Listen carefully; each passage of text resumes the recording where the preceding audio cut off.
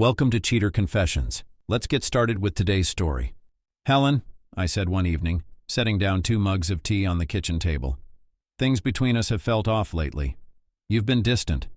She looked up from her phone, her thumb hovering over the screen. What are you talking about, Nick? I'm just busy.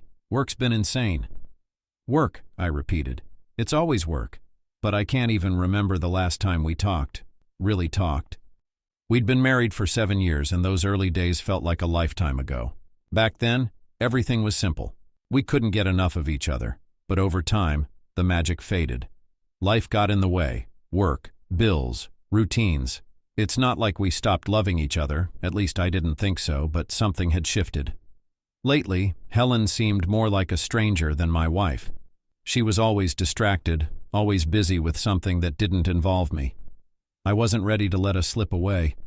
I hoped a change of scenery, a break from the endless loop of work and distractions, could bring us back to where we used to be. Back to us. I took a deep breath, setting my mug down and looking at her. I booked us a trip, the Caribbean, just you and me. My voice was tinged with hope, wishing she'd feel the same way I did. She blinked, her expression unreadable.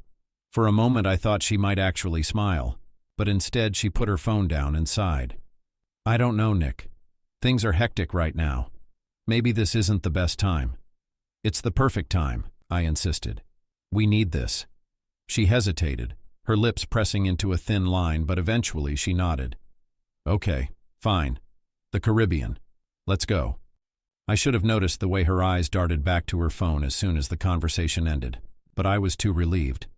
I thought I'd just managed to reconnect with her, to fix what felt like a growing rift. The day we arrived at the resort, everything seemed fine, on the surface. The weather was perfect, the water a sparkling turquoise, and the air warm with a soft breeze. But Helen, she wasn't there. Not really. We stood on the balcony of our suite, the ocean stretching out before us. It's beautiful, isn't it? I asked, wrapping my arm around her waist. Yeah, she said, but she was already pulling out her phone. I just need to check something real quick. Helen, I said, my tone sharper than I intended. Can't you leave that thing alone for 1 minute? She glanced at me, startled. It's just a quick text, Nick, relax. She turned away, typing furiously, her face illuminated by the glow of the screen. I wanted to brush it off, tell myself I was being paranoid, but the sinking feeling in my gut wouldn't go away. By the 3rd day, her behavior was impossible to ignore. She was always stepping out for some air or checking out the spa. Her phone never left her side, and she was constantly smiling at it, like it held some private joke I wasn't in on. That night, I confronted her. Helen, what's going on? What do you mean? She asked, her tone defensive, her eyes flicking toward her phone on the nightstand. You've been glued to your phone this whole trip. You disappear for hours. I thought this was supposed to be about us. She crossed her arms, a wall of irritation going up. I'm just keeping up with work. You know things don't stop just because we're on vacation. Work? I repeated, my voice tinged with disbelief. Are you seriously telling me that you're on work calls and emails during this trip? The one I planned to help us reconnect? Her lips tightened for a second before she shrugged. Yeah, Nick. Calls, messages, emails. You know how demanding my job is. I stared at her, trying to keep my voice calm. You're on your phone constantly, laughing, smiling like it's something fun, not work. I'm not stupid, Helen. Her face flushed for just a moment, like a shadow crossing a window, but she quickly snapped back. You're overreacting. I can't believe you're turning this into an issue. This trip was supposed to be relaxing, but you're making it stressful. I wanted to believe her. God, how badly I wanted to. But the pieces were starting to come together, and they painted a picture I didn't want to see. The next morning, she claimed she was going for a yoga session by the beach.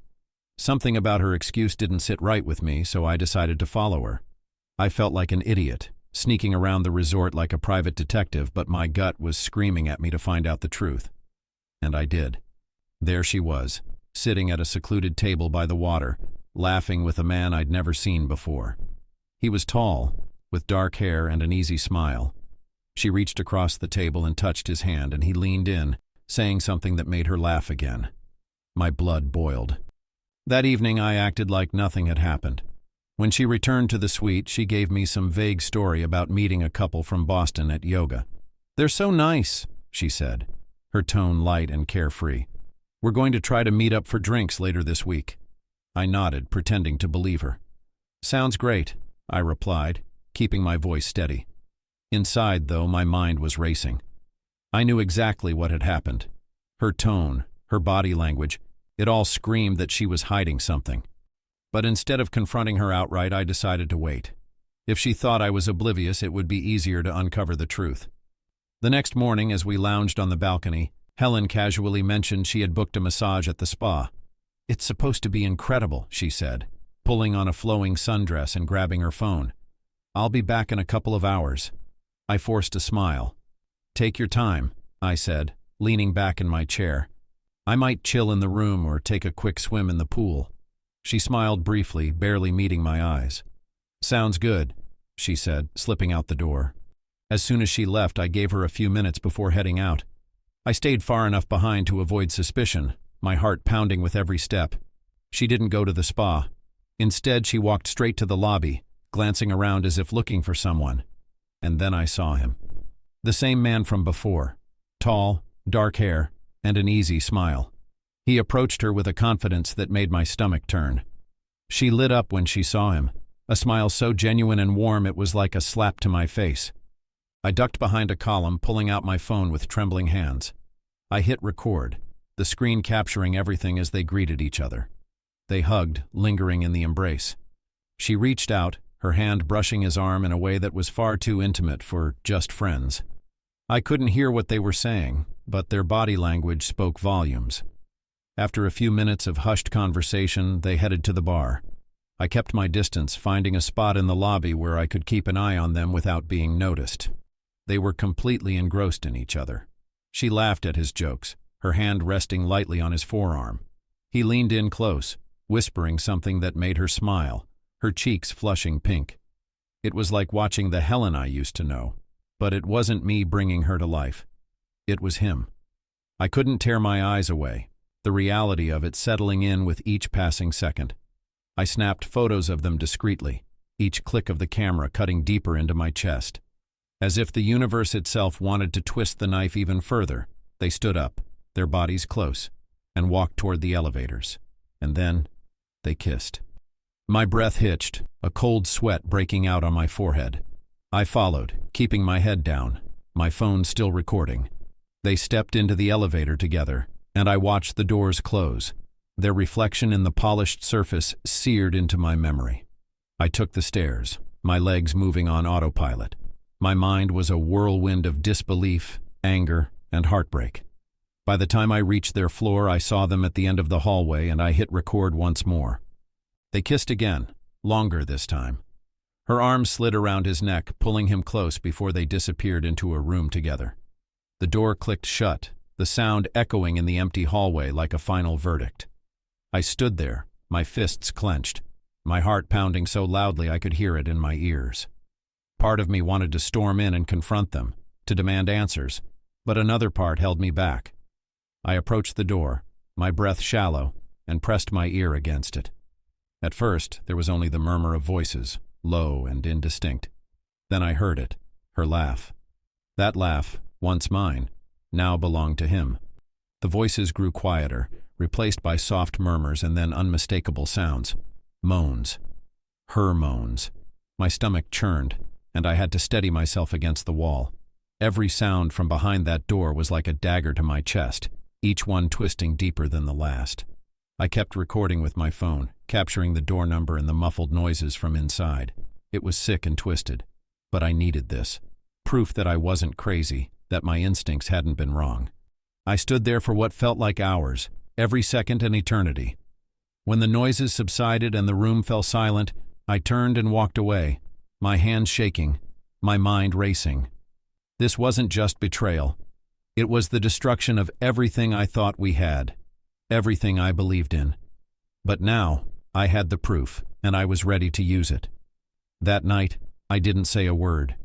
When she came back to the suite, she acted like everything was normal. "The massage was amazing," she said, slipping off her sandals. I nodded, forcing a smile. "Glad to hear it." Inside, though, I was seething. With the photos, videos, and audio, the lies she had so carefully constructed were about to crumble beneath her. Once Helen had fallen asleep, I put my plan into motion. As the steady rhythm of her breathing filled the room, I slipped out of bed, my heart racing with a mix of fury and satisfaction. The truth had been exposed, and now it was time for her to face the consequences. I opened my phone and sent the photos to our closest friends and family, along with a brief, pointed message. Looks like Helen found someone else to keep her company on our romantic getaway. Then, just as I had promised myself, I canceled her return ticket. I wasn't about to let her slip away from the mess she'd created. The next morning, as I was packing my things, I heard Helen stir in the bed. I took a deep breath and walked over to the door, my suitcase in hand. When she opened her eyes and saw me standing there, the confusion was clear on her face. "Nick, what are you doing?" she asked, her voice thick with sleep. "Leaving," I said, my voice flat and cold. There was no room for emotion anymore. "What? Why?" Her voice shook slightly, like she couldn't fathom what was happening. I threw my phone onto the bed, the screen facing up, displaying the damning photos of her with her lover, his hands on her, their lips meeting in a kiss that belonged to someone else. "Why do you think?" I said, my words biting through the air. The sight of her face as she saw the truth, the shock, the disbelief, was almost satisfying. But it wasn't enough. Her face drained of color as she reached for her phone. "Nick, it's not what it looks like."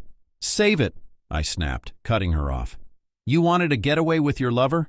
Fine, enjoy it, but you're not coming back with me." The words felt heavy, but they had to be said. Her jaw dropped. "You can't be serious." "Oh, I'm serious," I said, my voice as cold as ice. "Your return ticket's canceled. Figure it out with him." I turned and walked out of that room, leaving her there. I didn't look back as I made my way to the lobby and grabbed a taxi. The weight of the betrayal still stung, but something inside me was at peace. I knew the truth. And now, so did everyone else. During the ride to the airport, my mind started to clear. I had taken control. Helen had been playing a dangerous game, and I wasn't going to let her manipulate me any longer.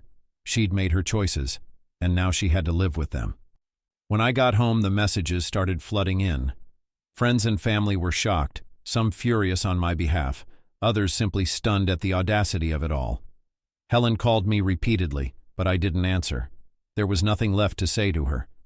What she hadn't expected was that I'd discovered more than just the affair in those photos. That afternoon, I sat down at our computer to do some work and noticed Helen was still logged into her Facebook account. Curiosity got the better of me, and I decided to check her messages. That's when I learned this wasn't a one-time thing. The man she was with wasn't just some vacation fling.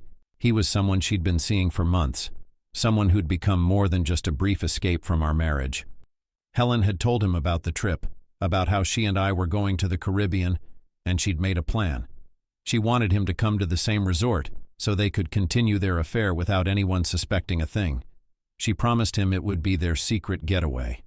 Her lover had eagerly agreed, and I was none the wiser. The revelation hit me like a ton of bricks. She had orchestrated everything, the trip, the lies, the manipulation.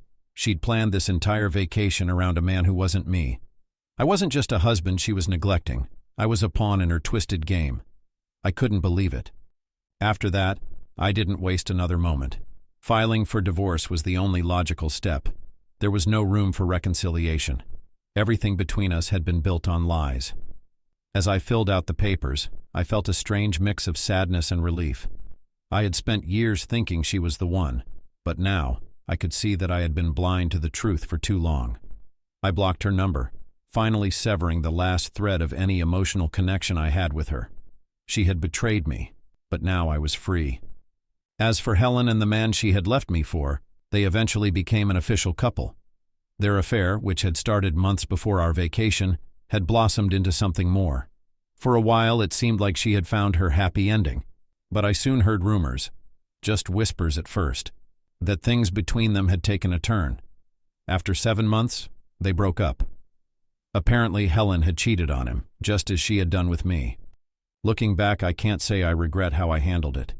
It wasn't pretty, but sometimes you need to make a mess to clean up your life. I knew that in the end, I would be better off without her. I was no longer trapped by the lies, the deceit, or the guilt. I was free to rebuild my life on my terms. And for the first time in ages, I was finally at peace. Thank you for watching.